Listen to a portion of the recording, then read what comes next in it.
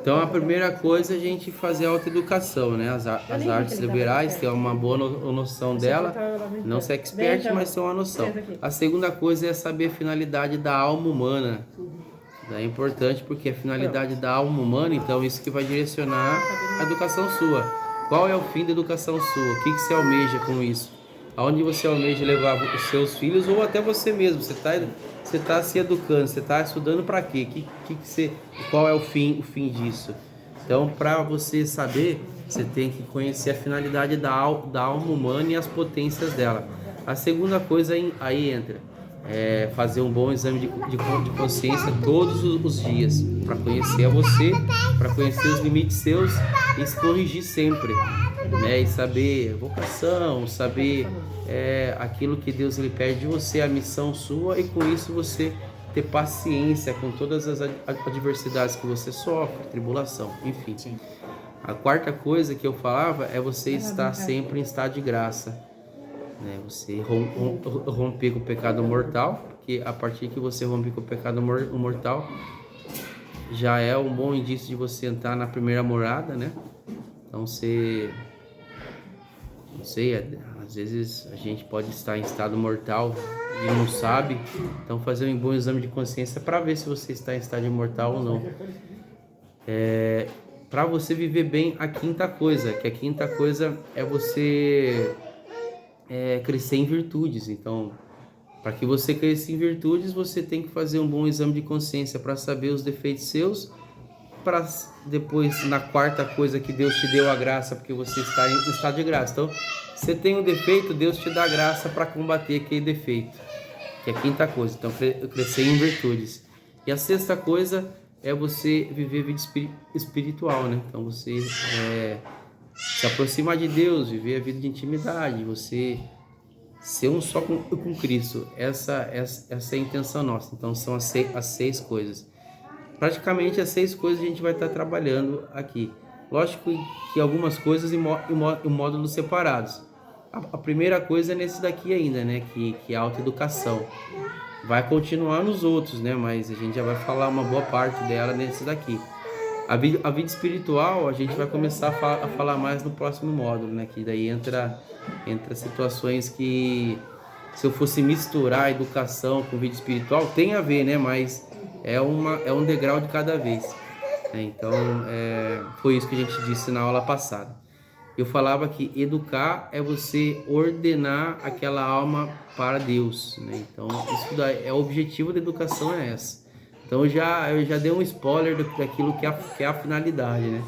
A finalidade é contemplar a verdade, né? Você buscar a verdade e ordenar a alma para Deus.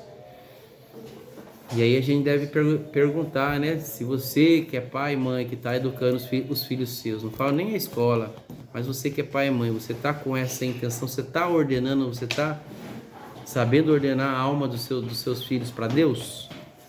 Ou você não sabe fazer isso daí ainda? Ou você sabe e você fala às vezes que não tem tempo. Não tenho tempo, né? Então, alguma coisa de errado tem. Como eu falava semana retrasada, acho, né? A gente tem tempo para tanta coisa, para trabalho, para lazer, para internet, para pessoas, para um churrasco. Tem tempo para tanta coisa, mas às vezes para dar uma educação pro filho não tem. Então, será que eu estamos ordenando a alma do nosso filho para Deus? Primeiramente, a gente faz isso com o nosso exemplo, né? Então, dando um bom exemplo. Agora sim, partindo para a terceira aula, que é sobre educação clássica, tá? E a formação clássica, ela parte lá dos gregos, do começo do século V antes de Cristo, VI antes de Cristo ainda, que é a famosa paideia, não sei se você já ouviu falar, né? Que é a pedagogia que eles usavam lá. Pedagogia, cultura, que eles tinham a forma deles ensinarem. Então, a formação clássica, a educação clássica, ela surge dos gregos, né? Os filósofos, enfim, que vêm ensinando a gente como educar as pessoas, de Platão, de Sócrates, enfim. Então, a gente, às vezes, tem o pensamento, né? Que as pessoas, a gente já ouviu falar muito de educação clássica, O pensamento que a gente tem que é só do trívio e o quadrívio, mas não é só isso daí. Isso daí é uma das coisas que comporta a educação clássica, tá? Mas a educação clássica é uma educação que ela é integral, ela abrange o ser humano de uma forma integral, tá? Então, algumas coisas eu já falei a vocês em informações, né? Organização do corpo, então eles focam muito nisso daí.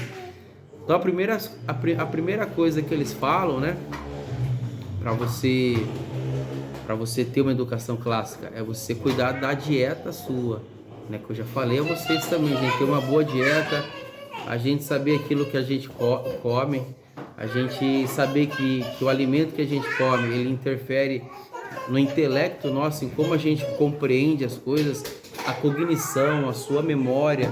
Então tá tudo ligado. Se você é uma pessoa que exagera em açúcar, em óleo, em gordura, em um montão de porcaria que a gente tem, tô falando que você nunca mais pode comer isso, né? Mas o que é? Marítimo, né? Então não falo que você nunca mais pode estar comendo isso daí, né? Mas assim, pessoa que tá viciada nisso e só vive disso. Açúcar, a gente sabe que muitas, em principal as mulheres, né? Tem homens que também gostam muito de açúcar. Nossa. Mas em principal as mulheres vão se policiar, porque isso atrapalha muito a cognição de vocês. Vocês percebem porque nós homens somos muito mais inteligentes, né? E não é? Sócrates, Platão. A gente já tem. Então, cuidar da nossa dieta é uma coisa que é muito importante. Eu falo vocês cuidar, que eu já falei a vocês uma formação, mas vocês cuidarem também dessa dieta para os filhos seus, né? Às vezes a gente deixa, não, o filho ele vai comer qualquer coisa, pode, numa festa ou em outra, mas a gente se policiar sempre. Se você quer que seu filho tenha um intelecto bom, tenha uma vida boa, tenha uma educação integral boa, isso faz parte de uma educação clássica. Tá? Então e entra também a hidratação dele. Você pode incutir aí também ele se hidratar bem. Se hidratar bem, tem pessoa que pensa assim, você empanturrar seu filho de água. E não é isso, que muita água também, você sabe que causa inchaço, essas coisas assim. É água dependendo do tamanho dele, daquilo que ele precisa. Igual eu falei, o tamanho meu, vou dar um exemplo, precisa de 2,5 litros a 3 litros. Né? Tem pessoa que precisa de mais, tem pessoas que é mais magro, precisa de menos. Então você tem que ver o seu filho e ter uma noção de quanto que ele precisa. Né? Então focar bem, já falei a vocês o quanto que os homens hoje em dia estão perdendo a virilidade pelo tanto de comida ruim que eles comem. Tanto de pessoa que está entrando em depressão, né? Por causa que o intelecto vai se apagando, a inteligência ele vai se apagando e ele não consegue enxergar um propósito de vida, um sentido de vida além da matéria, além daquilo que a gente vê. Falando um pouco, vou começar a falar mais, uma forma mais filosófica, né? Para a gente se acostumar. Mas a gente consegue, às vezes, só enxergar a parte da matéria, né? A gente não consegue ir além dela. Então a gente acaba caindo numa depressão. E muitas pessoas que caíram em depressão, que estão em depressão hoje, ou pessoas que tiraram a vida deles, às vezes eles não sabem o porquê, mas por causa de uma alimentação que não estava legal, né? Que não se hidratavam legal, e a mente foi se afunilando, a mente foi se apagando, e a pessoa começou a não enxergar mais um sentido além da vida que está aqui hoje. A nossa força, eu acredito que todo mundo aqui, né? Quando você está um trabalho é difícil, você está fazendo uma coisa, ou na casa sua, que é difícil, na casa sua, cuidar dos seus filhos lá. Às vezes tem dias que, nossa, caramba, cara, que difícil que é. Mas o que te mantém é a alegria de saber que um dia você vai chegar ao céu, um dia você vai encontrar os seus lá, e vai valer a pena o sacrifício seu, aquilo que você teve que sofrer, o seu sangue que você teve que dar, o tempo que você teve que dar, o tempo que você queria ter com você ali, que você teve que doar para os seus filhos. Então, o que alimenta nós, o que faz a gente às vezes não entrar em depressão, que tem até católico hoje entrando em depressão, né? Vocês sabem disso, né? Que às vezes queria uma família com muitos filhos, com 10 filhos, mas não estava preparado para isso, porque não vivia a vida espiritual, não sabia o que era isso, não sabia o que exigir deles. Pensava numa forma que romântica, né? Nossa, vou ter 10 filhos, que romântico. Mas nunca ninguém falou para eles a preparação que eles iam precisar ter para viver isso daí. Inclusive o marido, né?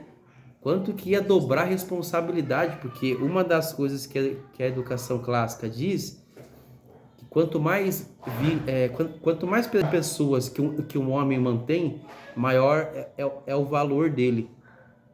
Então, quanto mais vida que você mantém, quanto mais pessoa que você sustenta, maior é o valor seu, mas maior valor seu, o porquê? Porque ninguém sabe o preço que você paga para isso. Você tem que trabalhar mais, você tem que se doar mais.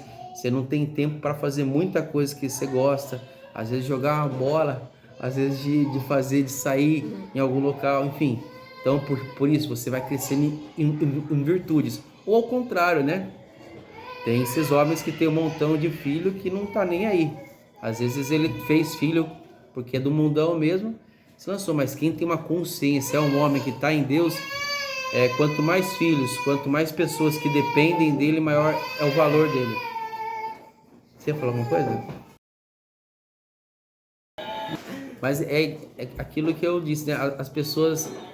Eu acho que vocês conhecem, não sei, de pessoas perto de vocês, católicos assim, que pensam em ter muitos filhos, mas às vezes não estão prontos. Que a hora que começar a vir, vai ver que não é aquela romantização. É lindo. Deus, eu não sei se vai dar tempo de eu falar isso. A função principal e fundamental de um casal é procriar e educar os filhos. Procriar, irmão, procriar. Você ter 5, 10 filhos... Mas e aí, será que o povo hoje está preparado? Será que os católicos hoje estão preparados para procriar, irmão? Até procria, mas e aí? Tem pessoas que estão entrando em parafuso. Pai, você quer ter, mas e aí? Você está pronto? Você está se preparando? Você está estudando?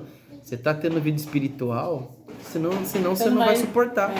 Senão é que tá. Você pensa que ter filho é fácil? Não é mesmo. É verdade que o mundo fala, por que você vai pôr filho no mundo? É difícil. É difícil mesmo. Mas não essa dificuldade que eles falam, é uma outra, né? Do tempo seu, o desgaste seu, de noites que você não dorme bem, e ter que levar um filho no médico de madrugada, e ter que se preocupar, enfim, você sabe... Mas veja, no mundão, pra curtir uma festa de madrugada tá tudo bem, né? Pra eles tá tudo bem. Não, para eles tipo assim, tá tudo bem. Né? Tipo... E acordar pra uma criança, não. Mas hoje eu vejo que o maior erro desse tipo de abordagem, assim, é a falta mesmo de você explicar dessa forma que você falou que o pai Paulo, porque se você pegar a maioria das pessoas que são influências na internet, tem, sei lá, 5, 6 filhos, eles vão falando do dia a dia, só que eles dão meio que uma romantizada em tudo, assim. Eles não falam o sacrifício que você faz, o sacrifício que tem que fazer, o que você vai ter que deixar. É romântico demais, né, cara? Aí você se espelha naquela família. Até a condição financeira, a realidade é outra. Nem você disse aquela vez, na hora que você vai ver, a pessoa tem uma pegada, você não vai ter.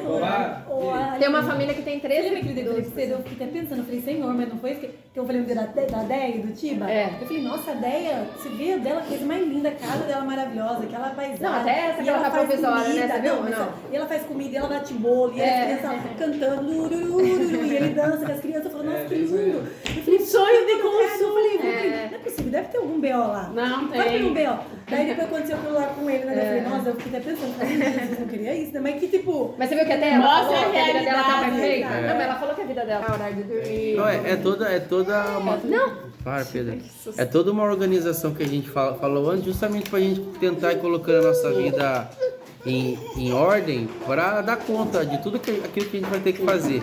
O Padre Paulo, nessa aula, nesse curso, ele termina dizendo aqui, eu peguei vocês, né, porque vocês pensaram que eu ia falar sobre as crianças, e eu falei sobre vocês. Vocês, pais, têm que ser os primeiros a se educarem, se esforçar. Eu não tenho tempo, não é desculpa isso daí. Não é desculpa. Se você não tem tempo, então como que você quer educar o seu filho? Por que você veio aqui? Você está perdendo o seu tempo. Então é você primeiro que tem que se educar, né? E tem até um livro que eu tô lendo a educação esquecida, é os conselhos de São João Crisóstomo, de Santa Teresa, enfim, que fala assim, Tem pais que vêm com a desculpa. Ah, mas eu não tenho tempo de estudar para passar o conteúdo pro meu filho. Mas que ignorância é essa daí? Se você é ignorante nesse aspecto, o mínimo que você pode estar fazendo é encontrar uma pessoa que é apta para estar passando um conteúdo. Isso não é desculpa para que você não passe uma boa educação para o seu filho. E de matérias, educação de virtudes é você é o principal. Virtudes, vida espiritual é você. Eu encontrei uma pessoa apta. Você? Mais ou menos ainda. Mas de matérias, eu não tenho tempo de ver as matérias. Não tem desculpa. Então você procure pessoas aptas para fazer isso daí. Que é a mesma coisa, isso daí é você cuidar da vida espiritual dele. Porque se seu filho tivesse morrendo de fome, esse é o exemplo, né? Tivesse morrendo de fome, ele é um bebê, e você não tem leite. A desculpa sua é que você não tem leite. Não, você vai achar alguma pessoa, uma ama de leite, né? Antigamente usava isso daí, por isso que o exemplo é esse, uma ama de leite para cuidar do seu filho, né? Para dar de mamar a ele. Então, a desculpa de tempo não pega mais, né? Então, assim, se você não tem tempo, tem pessoas que não têm, mas pelo menos se esforce em buscar alguém que dê esse tempo ao seu filho. Seja uma boa escola católica, né? Tanto, igual eu já falei, a baronesa, seja a do Henrique, sempre falo Henrique, a do Cleiton, né? Do Dominus Áurea. Então, buscar pessoas que estão crescendo em virtudes, que querem que as crianças estão crescendo em virtude. Então, não adianta você falar, não, vou pôr uma pública que é mais fácil. Cara, trabalhe mais, faça curso, faça uma engenharia, faça aquilo que te chama mais. Às vezes não é uma engenharia, estou dando um exemplo, né? Para ganhar mais e dar o melhor pro seu filho. Pedro. Então não é a desculpa, tá? O Pinha falar alguma coisa, Pinha? Você ergueu a mão ou é impressão minha? A segunda coisa, tô falando isso aqui com base naquilo que Platão fala, tá? O livro dele da República, ele fala o que é educação clássica. A segunda coisa que ele diz é a física, você ter o físico seu bom, preparado. Para as mulheres, ele dizia assim que o maior exercício para elas é a ginástica, né? Então as mulheres, para correr atrás dos filhos, para educar eles, então elas teriam que ter força, ela teria que ter uma aptidão, ela teria que ter uma flexibilidade ali. Então se uma mulher só fica na cama, só fica em sofá, não faz nada, é monótona ali, não tem uma força de vontade de se preparar de alguma forma, faz parte da educação clássica, você se preparar o seu físico. Olha lá, mas isso eu tô falando para vocês, que nós somos pais, os primeiros, mas para passar para os seus filhos. Filha, é importante você fazer a ginástica, é importante você fazer um balé, é importante você fazer isso e aquilo, para preparar o seu corpo. Como eu falei, a educação clássica é uma educação integral, não é só o intelecto, é o seu corpo, é a sua alma, tá? Então, para a mulher é isso daí, para o homem é a musculação, erguer peso, tudo mais. Por quê? Porque o homem precisava se preparar para a guerra e se preparar para defender sua casa. Então, o homem ele tinha que ter essa preparação física, ter o corpo forte, né? Então, para se preparar para proteger sua casa e se preparar para a guerra. Então, essa é a segunda coisa. A terceira coisa que os gregos focavam bastante é a luta, né? Então, que é muito importante que os homens, em principal, eles se dediquem a aprender algum tipo de luta, né? Porque que até eu partilhei com ela, né? Que Sócrates ele dizia assim, que é uma vergonha o homem que não conhece o limite do seu corpo. O homem que não conhece o limite do seu corpo através de uma luta é um homem que não atingiu a maturidade ainda. Segundo Sócrates, eu tô falando que ele disse. Então assim, sou eu falando aqui, é Sócrates. Então o homem que não conhece o limite do seu corpo pela luta, porque a luta, cara, se você viu um treinamento de jiu-jitsu, ela via como eu chegava em casa, arrebentado, cara. Um homem que não chegou ao limite do seu corpo, ele não atingiu a maturidade. Então é muito bom que a gente aprenda alguma luta. Você não sabe um momento ou em outro que alguém vai invadir sua casa. E você tem arma? Não tem. O que você tem? O seu corpo, uma faquinha de cortar pão. Então você tem que usar o seu corpo, você tem que usar a expertise sua. Então eles focavam bem aqui. E para os seus filhos, coloque o seu filho em um karatê, ou você que sabe, ensine o seu filho. Então, imagine, o pai que já sabe, então é melhor ainda ensinar o filho. Você não tem dinheiro para pagar, então aprenda você para você ensinar ele. Ah, eu vou ter que colocar, eu tenho mais 5 filhos, vou ter que colocar os 5. Cara, aprenda você. Aí depois você vai e ensine eles, tá? Então essa é a terceira coisa.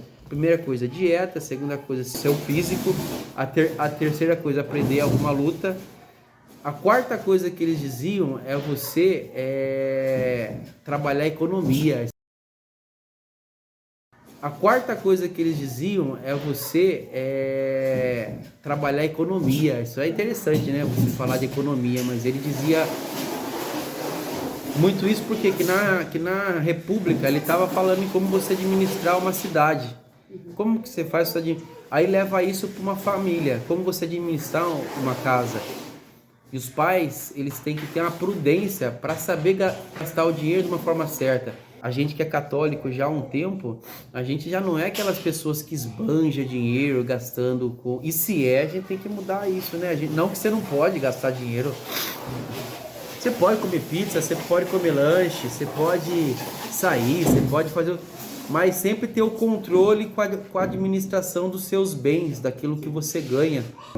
A economia, né? A gente fala de educação clássica, a gente nunca, às vezes, já ouviu falar, né? Mas a maioria não sabe que a economia, ela entra também. A gente saber administrar o dinheiro. Então, a gente manter nossas contas em dia, a gente sentar junto, né? Fazer os cálculos. O marido e a mulher ali, olha, amor, a gente tá ganhando tanto, a nossa casa tá tanto, a gente tá gastando tanto em luz, em água, em comida, em leite, em roupa, nisso e naquilo.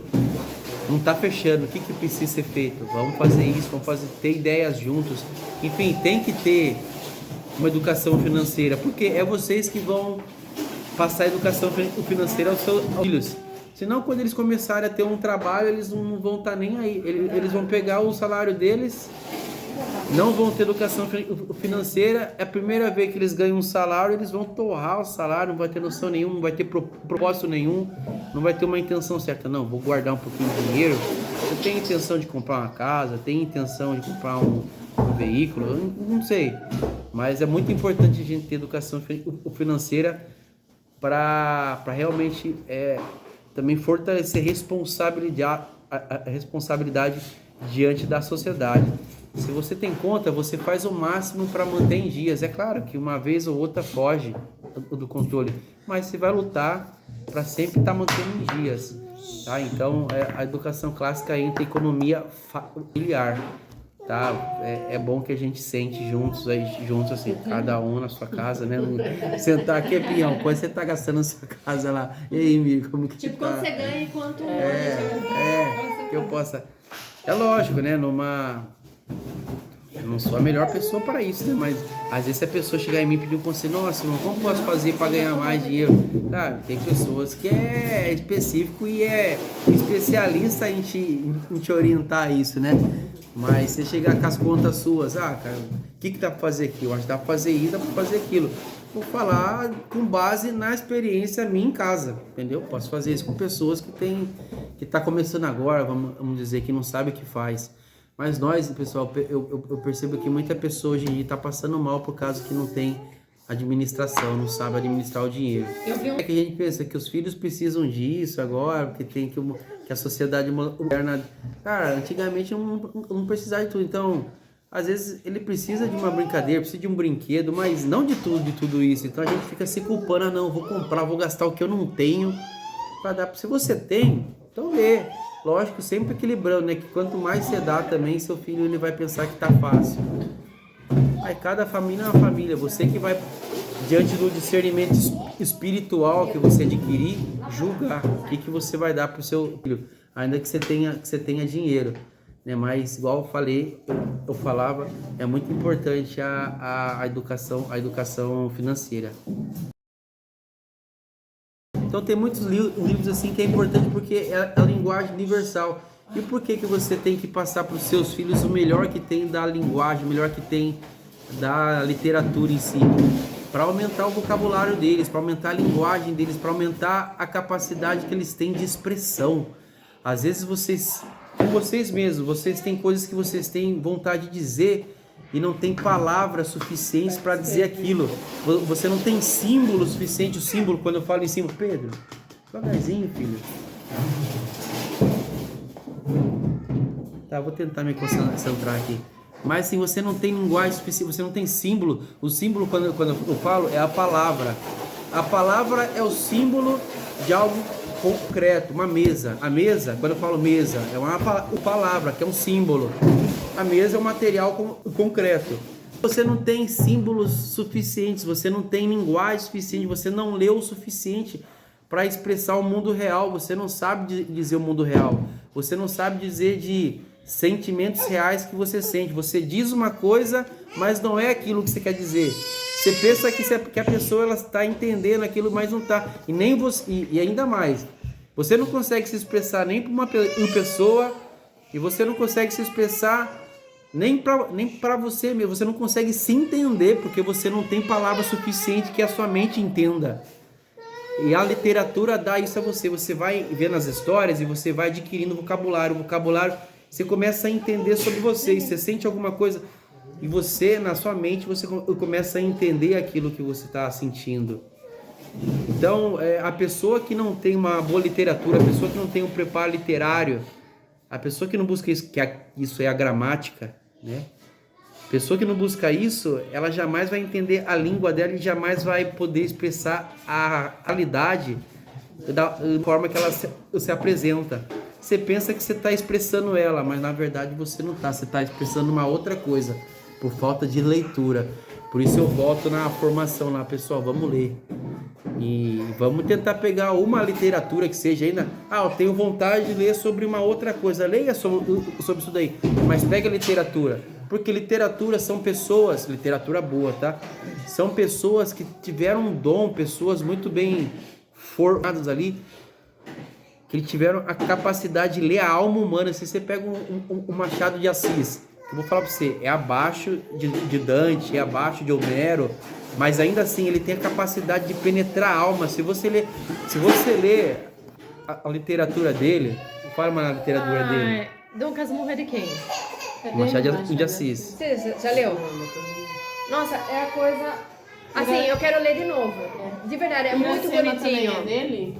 Hã? Iracema também é dele? Não, Iracema é José de Alencar. Primo Basílio, de quem que é? Primo Basílio. Primo Basílio.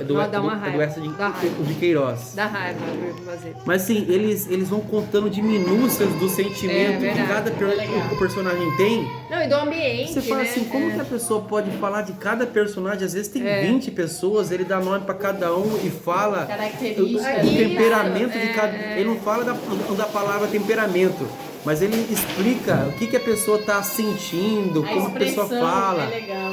Ele fala outra, ele sentindo tal coisa, imaginando até o estado de espírito que a pessoa está ali, você começa a entender e fala, cara, eu já passei por isso. É legal. Eu tava sentindo isso e não sabia. Eu tava sentindo essa angústia aí. Eu tava nessa angústia aí e não conseguia expressar para os outros. Isso daí você adquire através da gramática, da literatura. Mas vou trazer a nata para vocês falar assim, eu vou chegar uma hora que eu vou ler na base de uns 5 livros. Você tem obrigação sua um dia ler esses 5 livros. Que é qual? Então, que eu falei, a Ilíada, a Odisseia, a Divina Comédia. E tem mais 2 livros. Os Lusíadas também de Camões, que é muito importante ler. E tem mais um que agora não me vem à memória.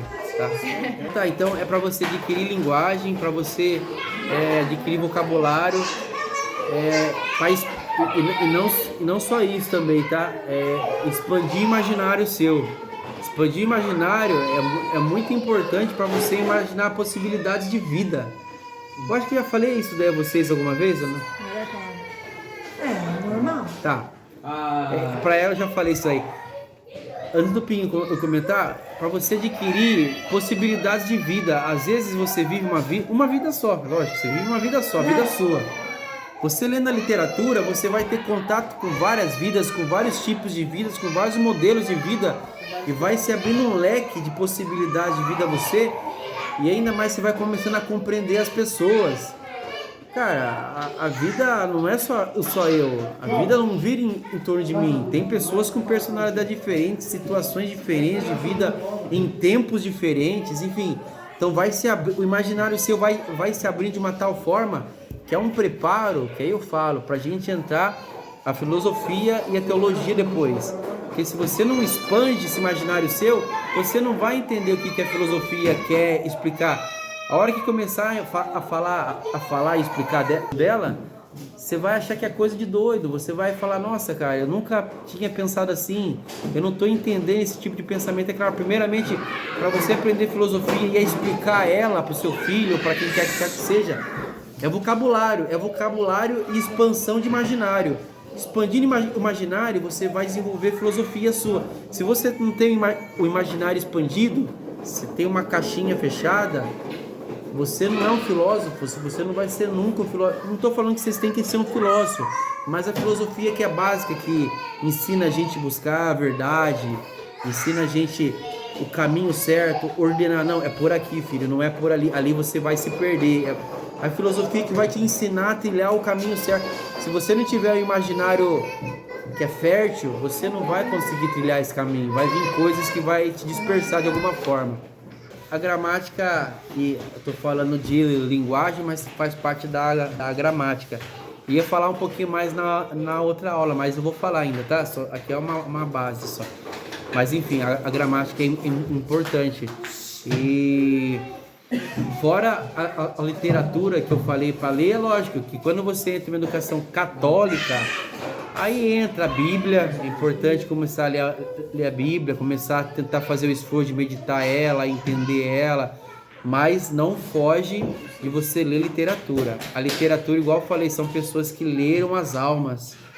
Tem pessoas que nunca foi pessoa espiritual, mas pelo dom que elas tinham, de alguma forma elas sondavam as almas, elas liam as almas. O Crime e Castigo, se você ler esse livro, que é do Dostoiévski, é um escritor russo, Dostoiévski. Não, como chama o livro? É Crime e Castigo. Crime e Castigo? É. Se você ler também Ana Karenina, é um calhamaço, assim, mas, cara, ele vai falando, mas ele vai lendo a alma do personagem, cara. Então, assim, você se surpreende, né? Então, vamos fazer... Se você começar a pegar a Bíblia, isso daí não te isenta de também ler literatura, que é a literatura que vai fazer você expandir mais. Ponto.